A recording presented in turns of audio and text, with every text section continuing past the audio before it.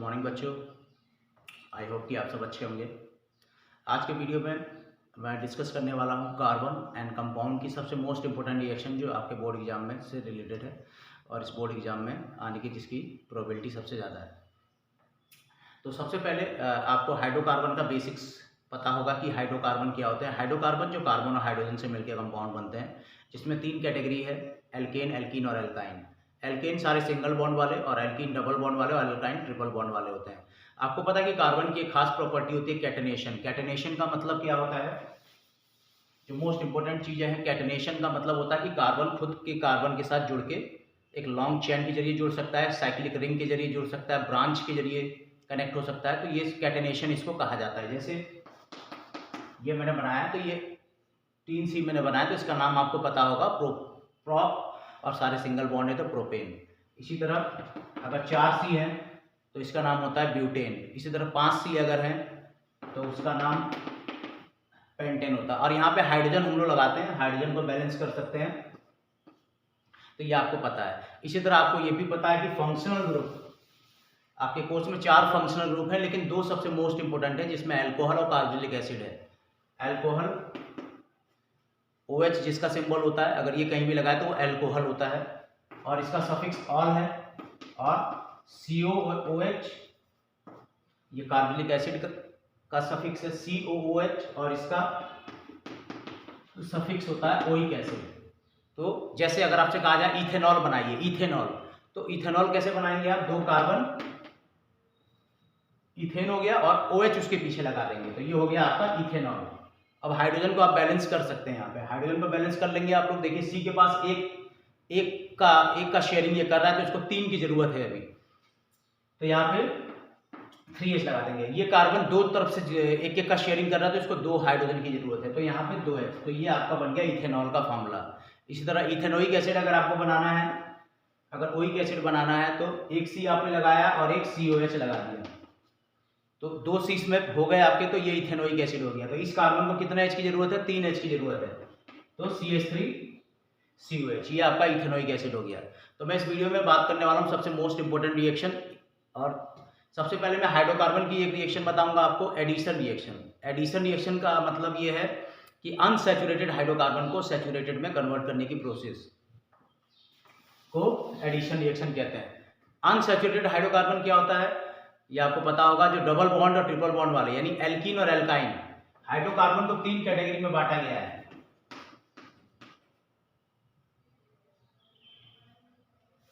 सबसे पहला है एल्केन, एल्कीन और alkyne. Single bond, double bond, triple bond. इसका जनरल फार्मूला CnH2n+2 होता है, इसका CnH2n, और इसका होता है CnH2n-2। यानी एल्केन में जो हाइड्रोजन के नंबर होते हैं वो कार्बन के नंबर के डबल से 2 ज़्यादा होते हैं, और इसमें हाइड्रोजन के नंबर कार्बन के डबल के बराबर होते हैं, और इसमें हाइड्रोजन के नंबर कार्बन के डबल से 2 कम होते हैं। तो इन दोनों को अनसैचुरेटेड कहा जाता है, इन दोनों को सैचुरेटेड। तो पहली रिएक्शन हमारी इसी से रिलेटेड है, एडिशन रिएक्शन, जिसको हाइड्रोजिनेशन रिएक्शन भी कहा जाता है। हाइड्रोजिनेशन का मतलब हाइड्रोजन की प्रेजेंस में जो होती है, और निकल कैटलिस्ट की प्रेजेंस में। तो उस रिएक्शन का मेन मोटो ये है कि अनसैचुरेटेड हाइड्रोकार्बन को सैचुरेटेड में कन्वर्ट करना है। यानी अगर आपको इथीन है तो उसको इथेन में कन्वर्ट करना, प्रोपीन है तो प्रोपेन में कन्वर्ट करना। तो फटाफट हम लोग उसको सीख लेते हैं। देखिए ये अनसैचुरेटेड हाइड्रोकार्बन मैंने लिया डबल बॉन्ड वाला, C डबल बॉन्ड C। तो अगर इसमें हाइड्रोजन और निकल कैटलिस्ट होता है, अगर वो ऐड किया जाए तो हाइड्रोजन यहाँ पे अटैक करेगा और इस डबल बॉन्ड को ब्रेक कर देगा। यानी आपका प्रोडक्ट क्या बन जाएगा? बहुत आसान ट्रिक है, C डबल बॉन्ड C, यानी इथीन से क्या बन गया? C single bond C, ethane बन गया। इसी तरह अगर ये 3 कार्बन वाला, ये अनसैचुरेटेड हाइड्रोकार्बन है, ये प्रोपीन है, अगर इसमें हम ऐड करें हाइड्रोजन निकल तो क्या बन जाएगा? प्रोपेन बन जाएगा, यानी डबल बॉन्ड हमारा ब्रेक हो जाएगा। इसी तरह अगर एल्काइन में इसको डाला जाए तो एल्काइन से सीधे ये नहीं बनेगा, पहले एल्काइन से एल्कीन बनेगा, फिर एल्केन बनेगा, यानी 2 बार हमें इसको ऐड करना पड़ेगा, हाइड्रोजन और निकल को ट्वाइस, अगर एल्काइन आपको दिया जाता है। जैसे उसको भी देख लेते हैं एक बार। जैसे ये देखिए, ये C ट्रिपल बॉन्ड है, ये आपका इथाइन है।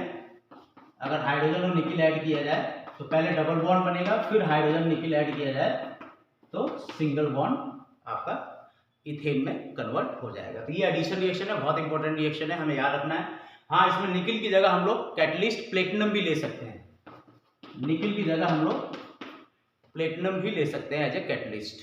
ये पॉजिटिव कैटलिस्ट है, ये इस रिएक्शन की स्पीड को बढ़ाने के लिए यूज किया जाता है। आगे वाली जो रिएक्शंस है वो अल्कोहल की मैं रिएक्शंस आपको बताने जा रहा हूँ। इथेनॉल, इथेनॉल की रिएक्शंस। इथेनॉल का फार्मूला कैसे बनता है, 2 कार्बन बनाइए और OH लगा दीजिए, इथेनॉल हो गया। इथेनोइक एसिड कैसे बनता है, 1 कार्बन लगाइए और COH लगा दीजिए, उसका फंक्शनल ग्रुप। तो इथेनॉल, यह आपका इथेनॉल है, CH3 CH2 OH। इस तरीके से हम उसको लिखेंगे, अलग अलग कार्बन के पास कितने हाइड्रोजन है, इस तरीके से। और इसकी 4 रिएक्शंस फटाफट हम लोग पढ़ लेते हैं। देखिए, सबसे पहली इसकी रिएक्शन है सोडियम मेटल के साथ।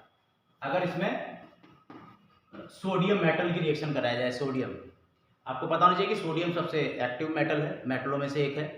सोडियम का मेल्टिंग पॉइंट, बॉइलिंग पॉइंट बहुत कम होता है। सोडियम सॉफ्ट होता है, उसको नाइफ से कट किया जा सकता है।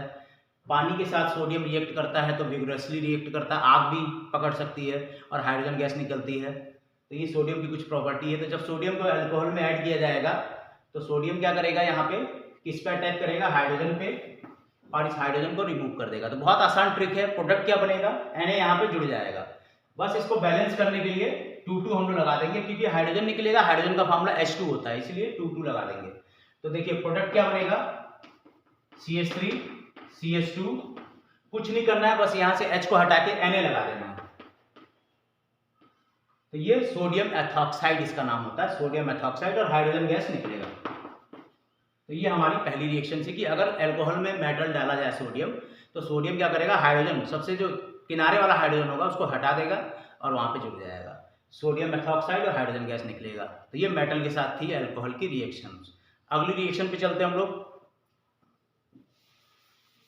अगली रिएक्शन है हमारी डिहाइड्रेशन रिएक्शन। डिहाइड्रेशन रिएक्शन का मतलब होता है हिंदी में निर्जलीकरण, मतलब वाटर निकाल देना। तो अगर अल्कोहल को हीट किया जाएगा कॉन्सेंट्रेटेड H2SO4 की प्रेजेंस में, तो डिहाइड्रेशन रिएक्शन होती है। तो देखिए इसमें प्रोडक्ट क्या बनता है। तो पहले अल्कोहल बना लीजिए, CH3 CH2 OH, इसको हीट कर रहे हैं कॉन्सेंट्रेटेड H2SO4 की प्रेजेंस में। किसकी प्रेजेंस में हीट कर रहे हैं, तो जब हम इसको हीट करेंगे कॉन्सेंट्रेटेड H2SO4 की प्रेजेंस में, तो डिहाइड्रेशन रिएक्शन होगा। और इसमें जो H2SO4 है वो डिहाइड्रेटिंग एजेंट का काम करता है, डिहाइड्रेटिंग एजेंट का। तो देखिए बहुत आसान है।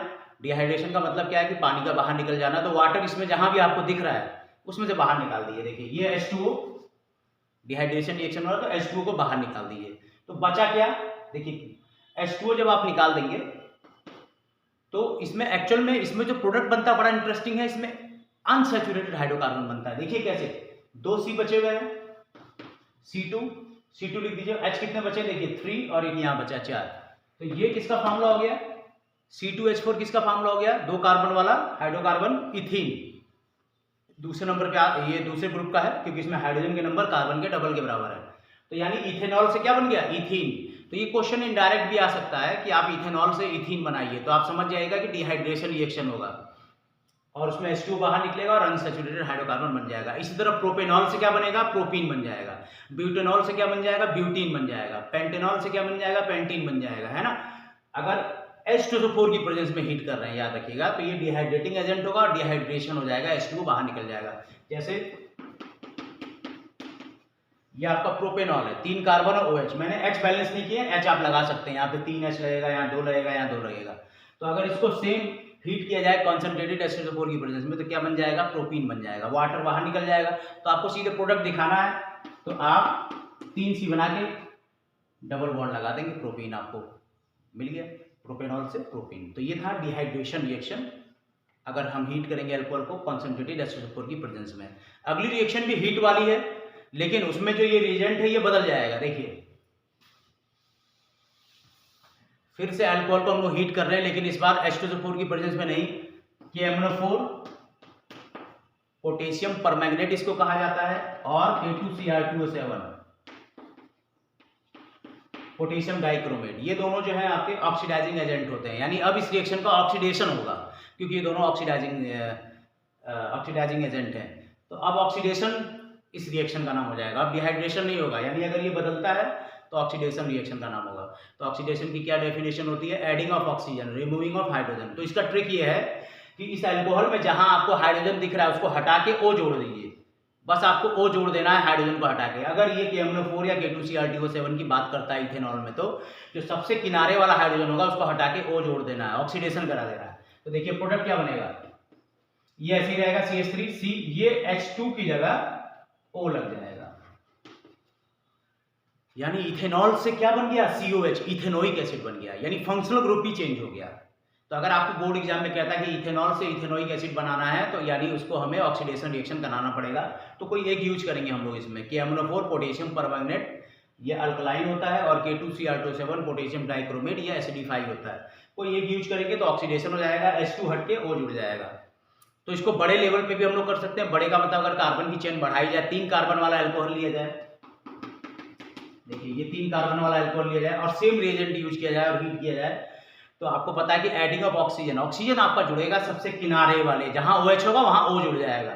तो प्रोडक्ट क्या बनेगा, देखिए C वैसी रहेगा, COO, बस यहाँ O जोड़ देना है। तो प्रोपेनॉल से क्या बन गया? प्रोपेनोइक एसिड बन गया। प्रोपेनॉल से प्रोपेनोइक एसिड बन गया। इस रिएक्शन को कहते हैं ऑक्सीडेशन रिएक्शन।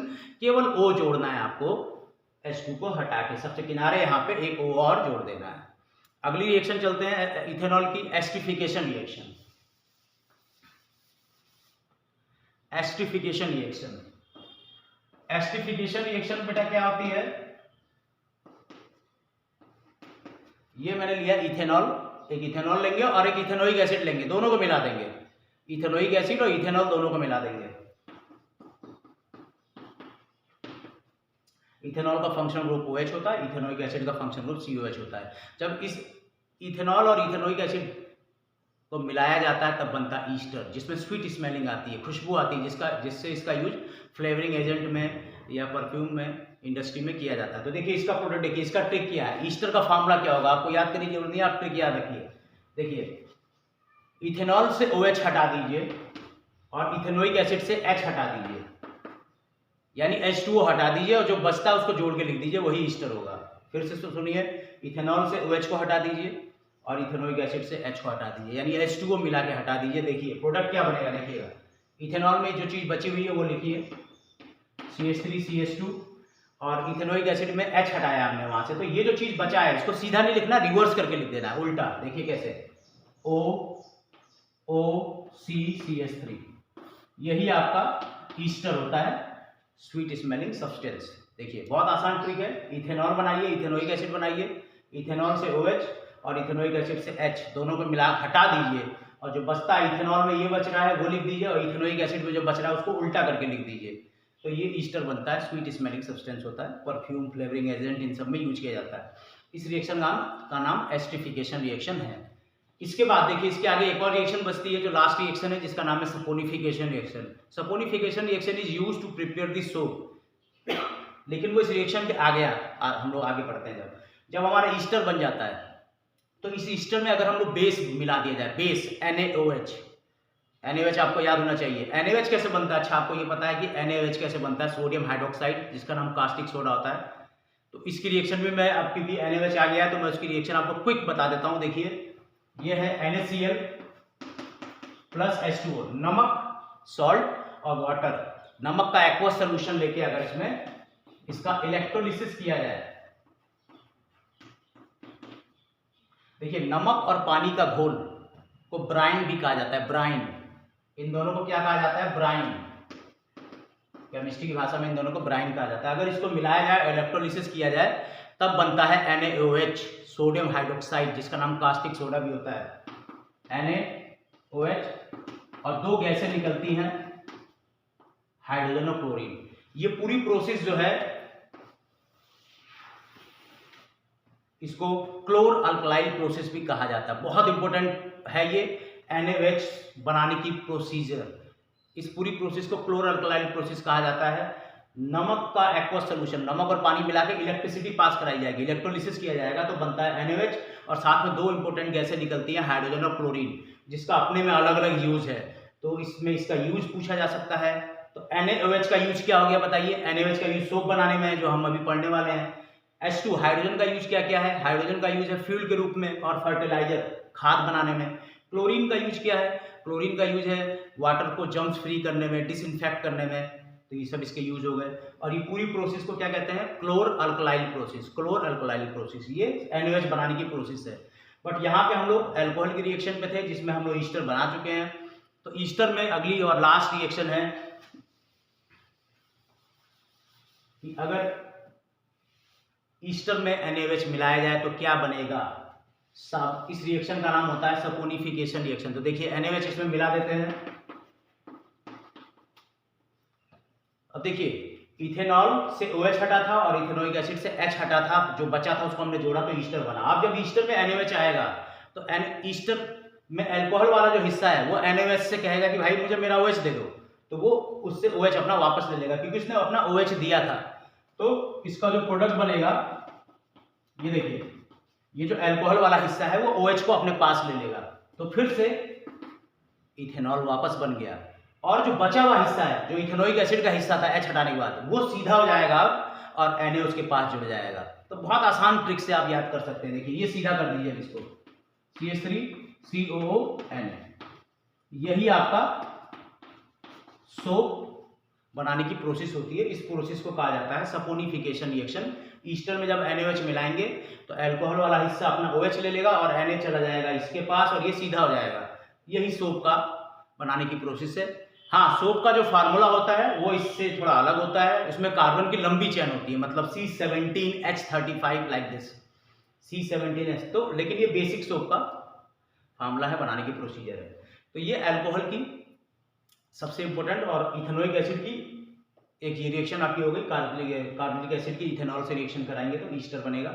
ईस्टर में NaOH मिलाएंगे तो अल्कोहल वापस आ जाएगा और सोप बन जाएगा। तो इन रिएक्शन को अगर आप तैयार कर लेंगे तो यकीनन बोर्ड एग्जाम में आप कार्बन कंपाउंड की सारी रिएक्शन कर सकते हैं, क्योंकि यही सारी रिएक्शन घुमा फिरा के बोर्ड आपको देता है। इसके अलावा इथेनोइक एसिड, इथेनोइक एसिड की भी एक दो रिएक्शन है बट वो उतनी इंपॉर्टेंट रिएक्शन नहीं है। उसमें आपकी इथेनोइक एसिड का मतलब CH3COH। अगर इसमें बेटा मेटल डालेंगे, अगर इसमें मेटल डालेंगे तो अल्कोहल की तरह ही है, सब कुछ अल्कोहल की तरह ही है। इसको 2 ले लेंगे, Na यहाँ पे आएगा, हाइड्रोजन को हटा देगा, यानी जैसे इथेनॉल में होता है वैसे इसमें होगा। तो प्रोडक्ट क्या बनेगा, CH3CONA प्लस हाइड्रोजन। तो यानी इथेनॉल और इथेनोइक एसिड दोनों में अगर सोडियम मेटल अगर मिलाते हैं तो हाइड्रोजन गैस रिलीज होगी। बट अगर इसी इथेनोइक एसिड में Na2CO3 मिलाया जाए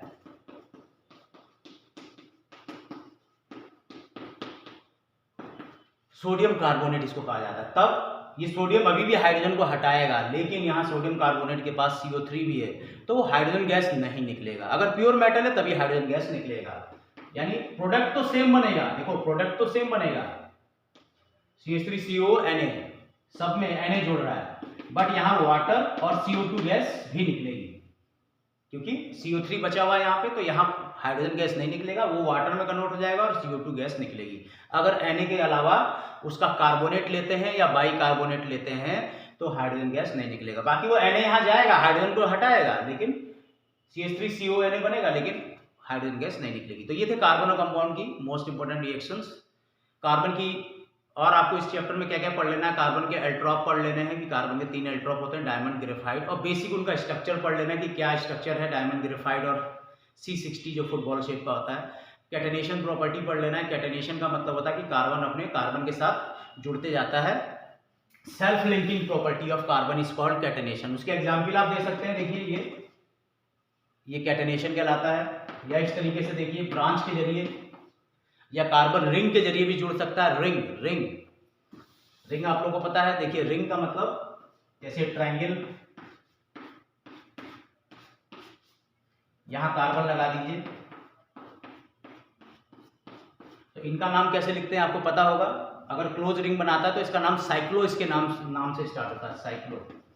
और इसमें कितने सी है बेटा, 3 सी है, तो उसको क्या कहते हैं, प्रोपेन, क्योंकि सारे सिंगल बॉन्ड है, तो इसका नाम हो गया साइक्लोप्रोपेन। 4 सी अगर है तो इसका नाम हो जाएगा, ब्यूटेन होता है तो इसका साइक्लोब्यूटेन। 5 सी वाला अगर रिंग है तो साइक्लोपेंटेन, 6 वाला है तो साइक्लोहेक्सेन। तो इस तरीके से आप पढ़ सकते हैं इसको। कार्बन के कैटेनेशन प्रॉपर्टीज। कार्बन की 4 कोवैलेंसी होती है, इसलिए ये लाखों की संख्या में मॉलिक्यूल कंपाउंड बनाता है। तो ये कार्बन का नेचर, वर्सटाइल नेचर होने के रीजन है। इसके अलावा आपको एल्ट्रॉप पढ़ लेना है। कार्बन के 3 एल्ट्रॉप हैं, उसकी बेसिक थोड़ी सी प्रॉपर्टी पढ़ लेनी है, और जो रिएक्शन मैंने बताया ये पढ़ लेना है, तो आपका ये चैप्टर तैयार हो जाएगा। अगले वीडियो में कल यानी 1 मार्च को मैं अगला वीडियो डालूंगा, जिसमें फर्स्ट, सेकंड और थर्ड तीनों चैप्टर के सबसे मोस्ट इंपोर्टेंट रिएक्शन जो बोर्ड में इस बार आने वाली है वो मैं एक्सप्लेन कर दूंगा आपको। तब तक के लिए गुड बाय, टेक केयर।